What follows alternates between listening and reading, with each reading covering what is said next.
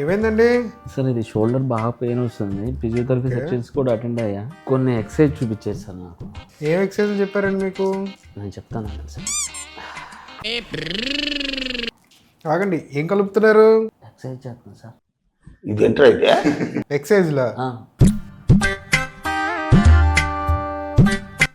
ఆగండి, ఏం లెక్క పెడుతున్నారు ఇక్కడ? సార్ లెక్క పెట్టట్లేదు సార్, ఎక్సర్సైజ్ చేస్తున్నా sir.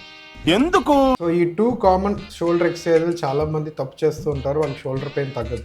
పెండ్లమ్ exercises, wall ladder exercises అంటారు. ఈ 2 ఎక్సర్సైజెస్ కరెక్ట్గా చేస్తే మన షోల్డర్ పెయిన్ కానీ షోల్డర్ స్టిఫ్నెస్ కానీ ఈజీగా తగ్గిపోతుంది. ఇప్పుడు ఎట్లా చేయాలో చూపిస్తాను. ఫస్ట్ మీకు ఇంట్లో కిచెన్ టేబుల్ కానీ లేక స్టడీ టేబుల్ ఏదన్నా ఈ హైట్లో ఉండాలండి. Okay sir. రైట్.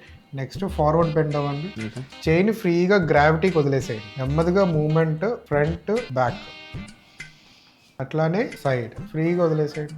అట్లానే ఫ్రంట్ బ్యాక్, ఇట్లాగా ఎక్సర్సైజ్ చేయాలి. ఇది right way. Next wall ladder exercise వచ్చి వాల్ ముందు నుంచోండి. ఇప్పుడు మీ చేయి జాపినప్పుడు మొత్తం చేయి స్ట్రైట్ గా ఉండాలి. ఇక్కడ నుంచి చేయిని నెమ్మదిగా వాల్ పైకి పాకించండి. మీరు ఎంత దూరం వెళ్ళగలరో అంత దూరం తీసుకెళ్ళండి. మళ్ళీ కిందకి.